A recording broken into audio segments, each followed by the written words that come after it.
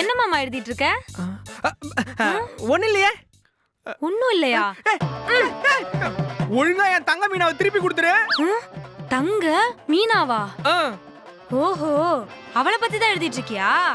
சொல்லு, யாரவ? யாரவ? சொல்லு, யாரவ? அடச்சி, மூஞ்சில இருக்க அந்த 2 டார்ச் லைட் ஆஃப் பண்ணு. தங்க மீனான்றது என்னோட டைரியோட பேரு. அது தெரியாம கத்திக்கிட்டேன். ஓஹோ. அப்படி இந்த தங்க மீனாவுல என்ன எழுதி இருக்கேன்னு நானும் பாக்குறேன்.